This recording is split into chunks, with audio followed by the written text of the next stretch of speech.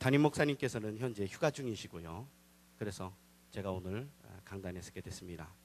우리 서로를 바라보시면서 인사를 하시는데 아름다운 가을입니다. 아름다운 가을입니다. 예. 또 한 번만 더요. 은혜 많이 받고 돌아가세요. 은혜 많이 받고 돌아가세요. 예.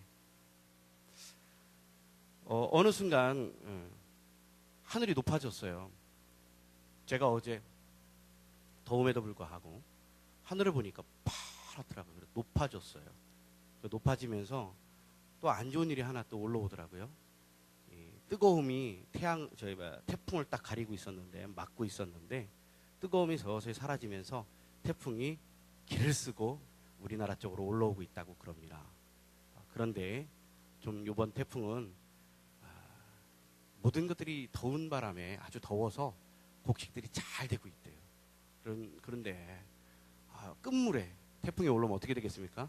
전부 다 우수수 떨어지겠죠. 그렇기 때문에 우리 마음 가운데에 주여 좋은 계절만 주시고 나쁜 것들은 오지 않게 해주세요 하면서 그 마음속에 간절함이 있었으면 좋겠습니다. 오늘 수요일인데 참 하나님의 은혜 가운데에 오늘 말씀을 이제 선포할 텐데요. 불의한 재물 했을 때에 사실 이 제목을 가지고 또 오늘 본문 말씀을 가지고 말씀을 선포해야 하는가 굉장히 고민이 됐습니다. 왜 그렇습니까?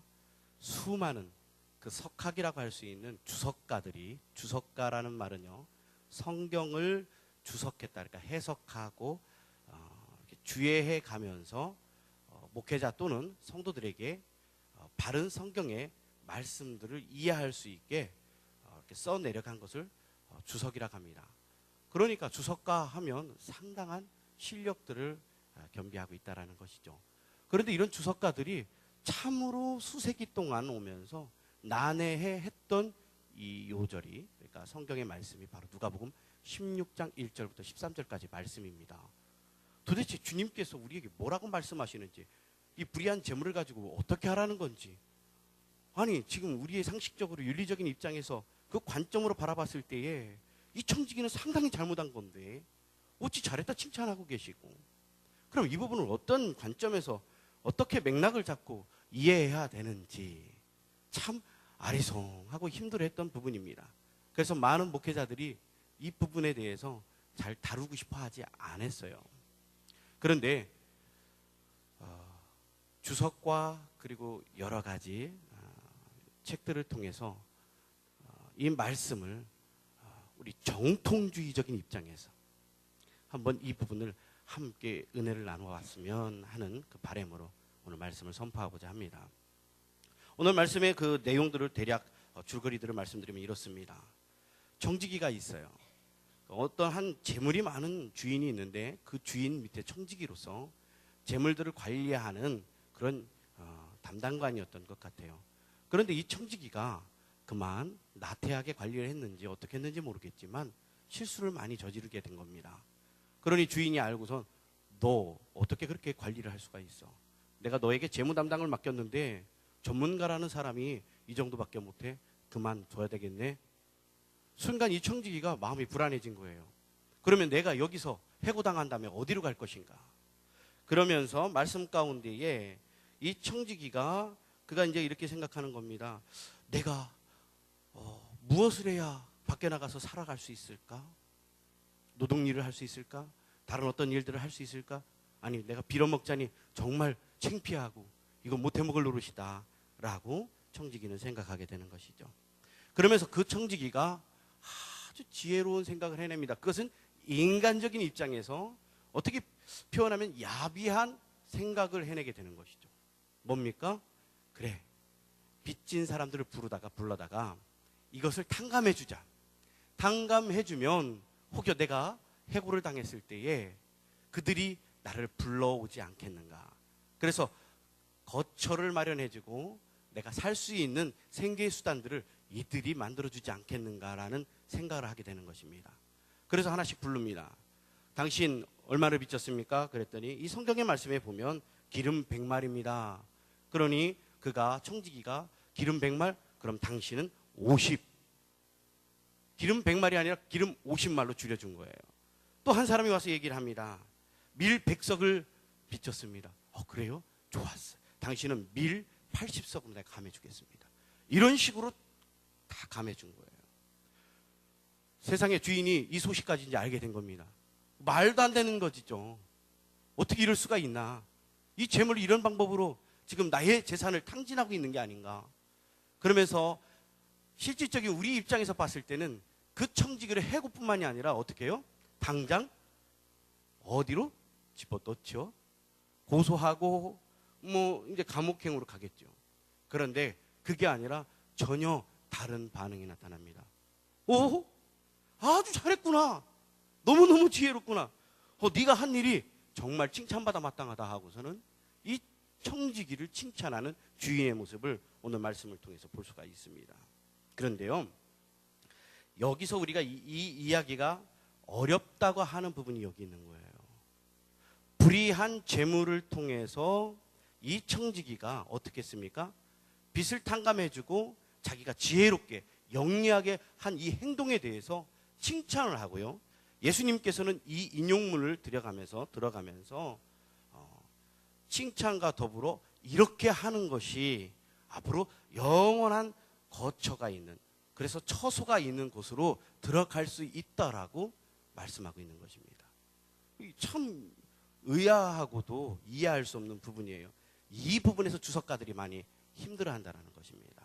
그런데 오늘 한번 이 부분에서 불의한 재물을 통해서 왜 주님께서 칭찬해야만 했고, 그러면 이 불의한 재물을 우리는 어떻게 사용해야 되는지를, 그래서 물질과는 어떻게 세워나가고, 그러므로 주님이 주신 이 물질이 우리는 어떠한 방법으로 사용해야 되는지를 이 시간 짚고 넘어갔으면 좋겠습니다.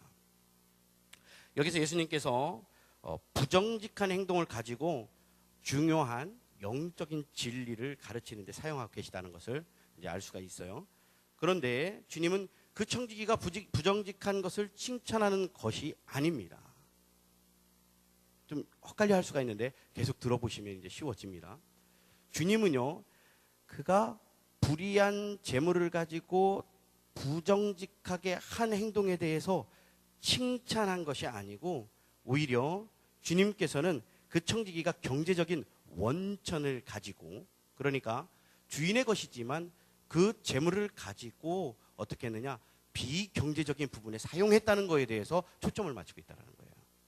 그러니까 비영리적인 부분에서 사용했다는 것, 이 부분에 대해서 주님께서 칭찬하고 가는 겁니다. 다시 말씀드립니다. 그가 잘못된 행위를 했을 때 그 잘못된 행위에 대해서 주님이 초점을 맞춘 게 아니고, 그 불의한 재물을 어떠한 방법으로 사용했느냐, 곧 비영리적인 비경제적인 부분에 사용했느냐 안 했느냐, 이 부분에 초점을 맞추고 주님은 칭찬하고 있다는 것입니다. 그래서 이렇게 비경제적인 목표를 위해서 사용하는 영리한 면을 칭찬하는데, 즉 돈으로 친구를 사귐으로써 그가 필요할 때 갈 곳, 그 갈 곳을 마련해서 그렇게 그가 사용한 거에 대해서 다시 또 연결해서 말씀드리면 여기에 초점을 맞춘 거죠. 그러니까 비경제적인 면으로 불의한 재물을 사용함으로 인해서 그가 불의한 재물로 친구를 사귀게 되었고요. 그 친구를 통해서 자신이 피할 수 있는 곳, 거처를 마련한 그 부분에 대해서 주님이 칭찬하고 있습니다. 그럼 좀 더 전개해 볼게요. 예수님께서 처음에 말씀하시기를 16장 8절 말씀이죠. 16장 8절 중간 부분에 보면 이 세대의 아들들이 자기 시대에 있어서는 빛의 아들들보다 더 지혜로움이니라. 이 8절 말씀에서 이렇게 말씀하셨어요.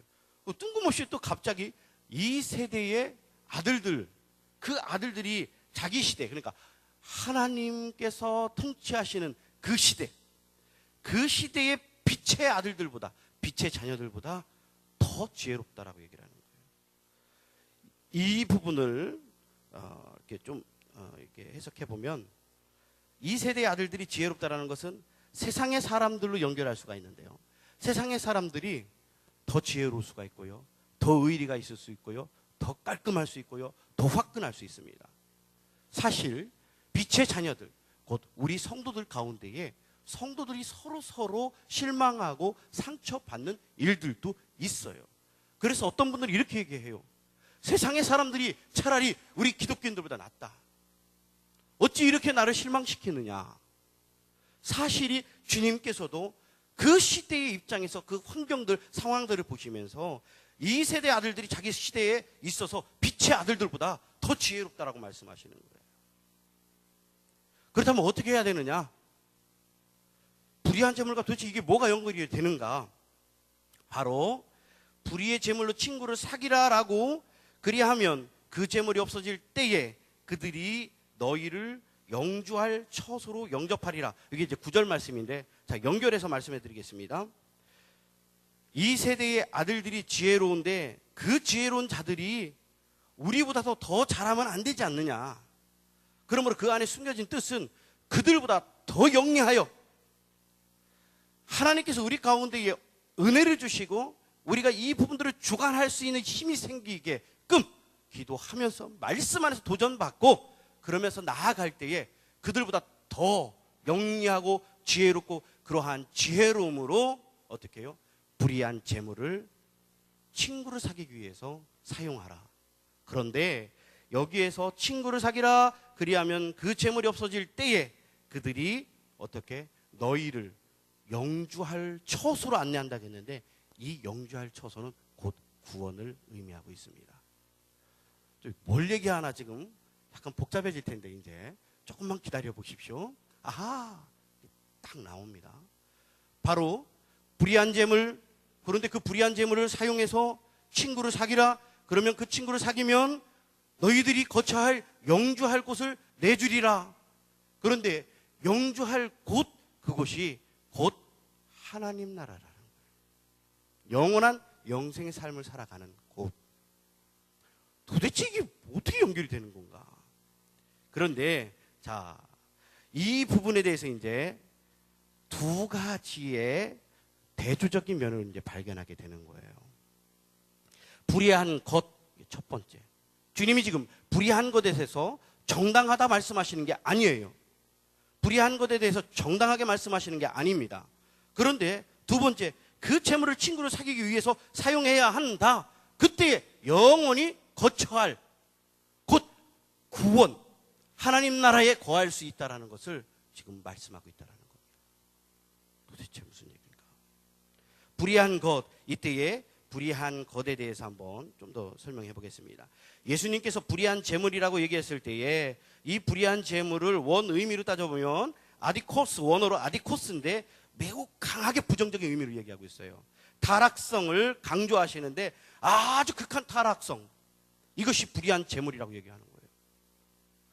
이렇게 불의한 재물에 대해서 주님께서 지금 아디코스 하면서 아주 불의하다라고 말씀하시는데 이걸 가지고 사용할 때 타락하고 또 타락할 수밖에 없다라고 강하게 아디코스 말씀하시는데, 그런데 두 번째, 그 재물을 친구를 위하여 친구를 사귀기 위해 사용해라. 그때 영원한 내가 처할 거소가 있다라고 말씀합니다. 자, 아주 타락성을 가지고 있는 이 불의한 재물을 가지고 주님께서는 경고를 하시는 부분이 있는 거예요. 돈이, 물질이 순수한 게 아니다. 정말 순수한 게 아니다. 순수한 견해에 빠지지 마라. 그러면서 그러한 순수한 생각을 갖지 못하도록 금하고 계시면서 말씀 가운데도 재물에 대해서 계속해서 부정적인 견해로 말씀을 통해 우리에게 전해주고 있는데요. 보면요, 말씀 가운데 화 있을진저 너희 부유한 자여, 이게 누가복음 6장 24절 말씀에서 주님이 말씀하십니다.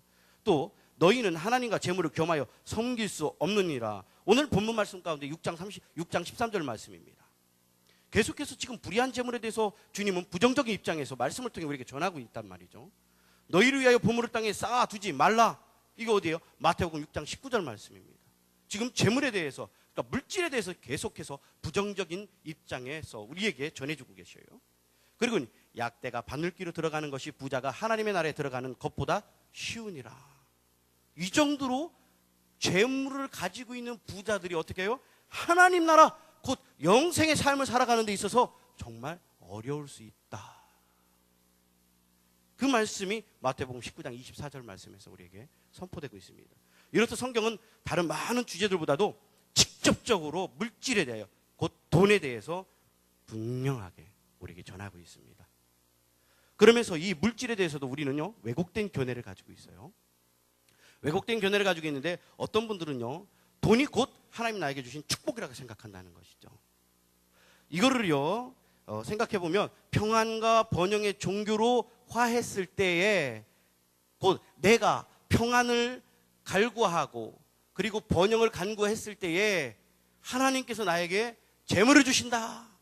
곧 내가 열심히 교회 나오고 내가 열심히 설교 듣고 내가 열심히 착한 모습을 보이면 나에게 재물을 주신다. 그때 재물을 주시면 그것이 하나님께서 나에게 주신 축복이고, 재물이 없는 사람은 축복받지 못한 저주받은 자라고 생각하는 것, 이것이 왜곡된 생각이라는, 견해라는 거예요. 그래서 예수님을 사랑해서 부자가 되어라, 이렇게도 얘기를 하는 거예요. 우리 가운데도 이런 부분에 대해서 내가 이렇게 해가지고 이렇게 해서 많은 돈을 벌었는데 하나님께서 얼마나 축복을 하셨는데, 물론 축복을 하셨기 때문에 이 불의한 재물에 대해서 사용할 줄을 안다라는 것이죠. 그런데 주님께서는 분명히 이 재물에 대해서 지금 말씀하고 있어요. 부정적인 측면에서. 그리고 왜곡된 입장에서 생각하는 부분에 대해서도 경고를 하고 있다는 것입니다. 예를 들어볼까요? 이 물질에 대해서 잘못된, 우리가 왜곡된 선입견을 갖거나 우리가 이런 어떤 물질관을 가지게 되면 무엇과 똑같으냐면 샤머니즘적인 그런 기복신앙과 똑같게 됩니다. 그래서 가서 비나이다 신령님께 비나이다, 나에게 돈 많이 주시고 그러므로 그 돈으로 잘 먹고 잘 싸게 해주시고 내 자녀 출세하게 해주세요. 이게 샤머니즘적 기복신앙이에요. 그런데 우리 기독교 안에서도 이러한 샤머니즘적 기복신앙에 물들어 있는 그러한 성도들이 많이 있다는 거예요. 7, 80년대 아주 팽배되어 있었죠. 60년대부터 시작하면서. 아니라는 겁니다. 그래서 이러한 잘못된 견해를 가지고 왜곡된 생각을 하게 되면 이게 힘을 발휘하기 시작하는데, 힘이 걷잡을 수 없는 힘으로 이게 전개됩니다. 그래서 악마적인 힘, 표현하기를 악마적인 힘을 갖게 된다는 거예요. 이러한 힘을 갖고 생명력을 갖고 그래서 악마적인 힘을 갖게 되면 무엇을 하느냐? 바로 우리 심령마다 다 들어옵니다. 그리고는 이 악마적인 힘이 유혹을 하게 하고요. 그리고는 여러 가지 세력들이 형성하면서 아주 부정적인 부분으로 죄성이 강하고 유혹이 강하고 타락의 길로 갈 수 있게끔 힘을 발휘한다는 거예요. 그렇기 때문에 주님께서 불의한 돈, 물질 이렇게 말씀하시는 겁니다. 그러면서 그 힘으로써 우리가 지배를 당할 때에 어떻게 되겠습니까? 처음에 우리가 구할 때 이렇게 구해요. 주님, 저에게 물질을 주신다면 주님, 그 물질을 가지고 주님을 위해서 사용하겠습니다. 그런데 어느 날 특히 남자들 같은 경우에 내가 이 물질을 가지고 주를 위해 사용하겠습니다 하면서 직장을 나가고, 직장을 나간 다음에 나중에 어떻게 해서 사업을 하게 되고, 그러다 보니까 물질이 많이 들어오기 시작했습니다. 처음 물질을 바라볼 때는 그러한 기독교적 물질관에 의해서 주를 위해 사용하겠다라고 다짐한 대로 흉내를 내기 시작하죠. 그러다가 그 물질이 나를 지배하기 시작할 때에 그게 악마적인 힘으로 우리 안에서 작용을 하게 되면요, 타락의 길로 가는 겁니다. 이 타락의 길로 가기 시작하면, 맛을 보기 시작하면 정신없어요. 가서 술 한잔 하잖아요. 뭔가 같이 거래를 하기 위해서 술 한잔 하잖아요. 술 한잔 하게 되면 뭐를 하게 되겠습니까? 그 유혹적인 부분들이 남자들에게는 치명적으로 다가오는 음란이 우리에게 도사리고 있다는 거죠. 이러한 부분들로 가게 된다는 것이죠. 근데 지금 오늘 이 말씀을 들으면서 어떤 분들 가운데는 그럼 난 어떻게 살으란 말이야? 이 물질을 도대체 어떻게 다루란 말이야? 굉장히 난감해하고 너무 원론적인 이야기처럼 들리기 때문에 힘들어 하실 수 있습니다만, 그러나 조금만 인내심을 가지고 들어보십시오. 이렇게 왜곡된 견해, 그래서 기복적인 신앙을 가지고 물질관을 가지게 되면 그것이 우리에게 뻗쳐오는 악마적인 그 힘으로 인해서 유혹에 빠지고 타락하게 되고, 물질이 나를 지배하기 시작함으로 인해요 기독교인이 기독교인답지 못하게 되고, 많은 사람들에게 저 사람이 과연 기독교인인가, 저 사람이 과연 집사인가, 저 사람이 과연 권사인가 이렇게 책망을 받는, 손가락질을 당하는 그러한 우리의 모습들을 발견하게 되는 것이죠. 그렇다면 이렇게 힘으로써의 돈, 왜곡된 견해를 가지고 우리가 잘못된 사고관을 가지고 있을 때에 그러면 주님께서 이 불의한 것에 대해서 강하게 이렇게 말씀하시는데, 그러면 두 번째 대조적인 부분 뭐죠? 불의한 재물을 가지고 친구를 사귀라고 지금 말씀하셨잖아요. 앞에서 불의한 재물을 가지고 친구를 사귀면 어떻게 해요? 우리가 거쳐야 할 처소가 있다. 그런데 이 처소는 우리가 하나님 나라에 거할 수 있는 그 부분과 연결이 되고 있단 말이죠. 이렇게 그 부분과 우리가 처할 수 있는 그러니까 불의한 재물을 가지고 친구를 사귀고 할 때에 이렇게 주님께서는 우리에게 어떻게 한다고요? 영원한 삶을 약속하시는데 왜 도대체 여기에 연결하시는가? 불의한 재물이 그렇게 나쁘다고 말씀하시면서 영원히 거처할 수 있는 영생의 삶과 연결을 왜 하시는가? 자, 한번 보겠습니다. 다시 아까 말씀드린 8절 말씀, 이 세대의 아들들이 자기 시대에 있어서는 빛의 아들들보다 더 지혜로움이니라. 그러면서 제가 그 부분을 해석하면서 우리 기독교인들은 그것보다도 더 넘어서서 지혜로워야 한다. 그러면 그 지혜로움을 무엇으로 위하여 지혜로워야 되느냐? 바로 불의한 재물을 다룰 수 있는 지혜로움으로 가야 한다는 거예요. 주님은 이 부분을 말씀하고 계시는 겁니다. 불의한 재물을 가지고 세상에 저 똑똑하고 잘났다라고 얘기하는, 그래서 우리보다도 우월하다라고 얘기하고 우리보다도 더 유대관계가 좋은 그들보다도 더 지혜로울 때에 이 불의한 재물을 가지고 친구를 사귈 수 있다라는 거예요. 그러면 이 친구를 사귄다는 게 무엇이냐?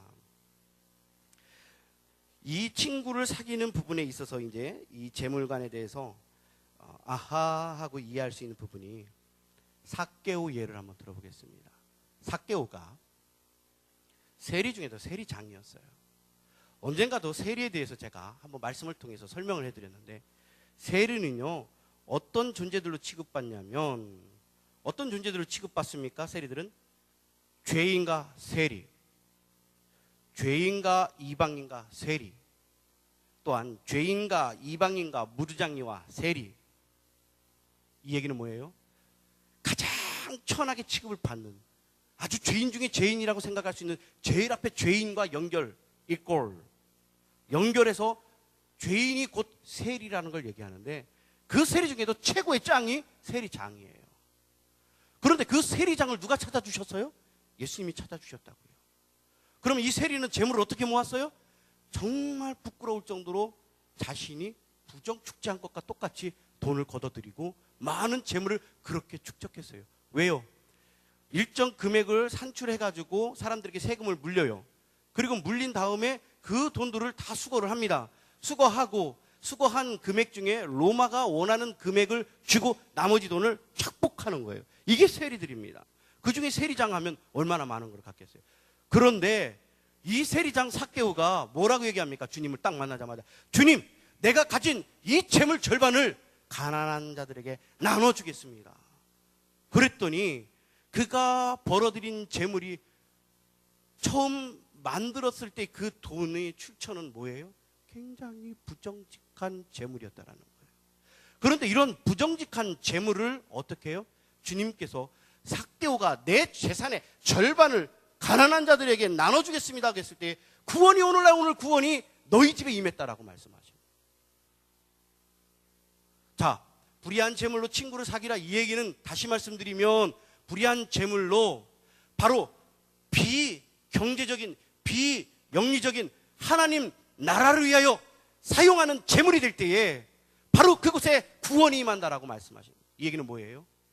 우리가 재물을 사용할 줄 알아야 되는데, 이 세대의 지혜로운 자들보다도 더 지혜롭게 그것을 넘어서서 물질을 지배할 수 있는 능력이 생긴다면, 곧 성령의 도우심을 우리에게 힘을 주신다면 어떻게 해요? 그것을 가지고, 불의한 재물을 가지고 삭개오처럼 지금 전에 지은 내 죄를 용서하여 주시옵소서, 내가 잘못한 것 용서해 주시옵소서, 이 불의한 재물을 이제는 하나님 나라를 위하여 그 목적으로 사용하겠습니다. 이렇게 재물을 사용할 줄 알 때에 주님께서는 우리에게 영원한 삶을 약속하신다는 것을 오늘 16장 1절에 13절 가운데 말씀 속에서 우리에게 선포하고 있다는 것입니다. 할렐루야.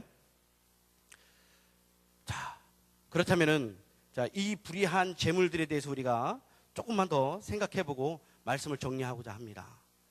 불의한 재물이 있는데 분명히 불의한 것, 아주 부정적이고 아주 잘못된 것이고 죄성이 농후한 것이 불의한 재물이라고 주님은 말씀하시면서도, 그러나 그 불의한 재물을 어떻게 사용할 줄 아느냐. 다시 말씀드리면 이 땅의 피조물은 그 어떤 것도 하나님 앞에 선한 것이 없다라는 것을 말씀하고 있다는 것입니다. 이 땅의 피조물들은 하나님 앞에 선한 것이 없다라는 거예요. 그런데 혹여 우리 가운데에는 의롭고 그래서 정죄하고 물질관에 있어서도 너무 획일적인 사고를 가지고 이것은 이렇게 벌었기 때문에 안 돼, 이것은 이렇게 벌었기 때문에 안 돼. 물론 폭력배들처럼 그 물질을 쫓아서 수단과 방법을 가리지 않고 돈을 벌어댄다면 이것은 문제가 있죠. 그러나 우리가 매일 우리 마음 가운데 주여, 나는 온전한 존재가 못 됩니다. 주님, 나의 이 죄성을 주님 아시지 않습니까? 내가 어떻게 하면 이 불의한 것들을 가지고 주를 위하여 사용하겠습니까?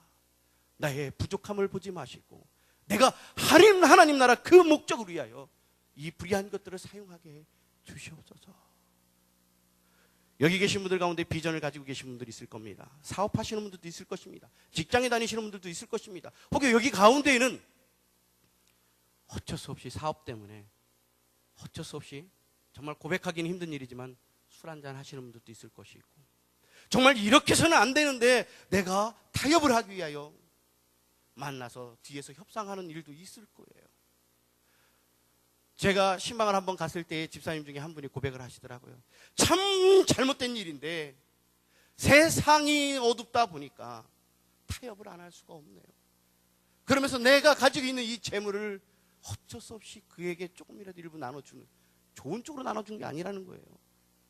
뭔가를 이득권을 얻기 위해서 뭔가 이 어떤 사업을 하는 데 있어서 이 부분이 허락이 돼야만이 되는 그런 부분이 있을 때에 뇌물을 요구할 때에 어쩔 수 없이 주는 그런 모습을 보면서 한편으로 제가 딜레마에 빠져 있었죠.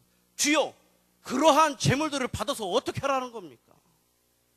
주여, 그렇게 이 거룩한 교회 안에서 그러한 재물, 물질을 가지고 교회에 사용해야 되는 겁니까? 이렇게 반문하며 딜레마에 빠져가지고 이러지도 저러지도 못한 제 모습을 발견할 때가 있었어요. 그런데 주님 오늘 이 말씀을 통해서 우리에게 뭐라고 전해주시는 겁니까?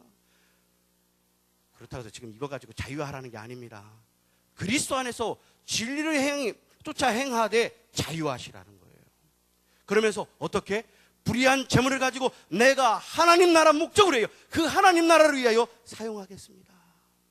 이러한 마음의 각오를 가지고 최대한 내가 하나님 앞에 부끄럽지 않은 삶을 살기 위해서 몸부림치되 그 부분에 대해서 나를 정죄하지 마시고 주 안에서 나의 부족한 부분들을 회개하며 고백하며 주여, 어떻게 해서든지 내가 하나님 나라를 위하여 모든 것들을 사용하게 해주세요.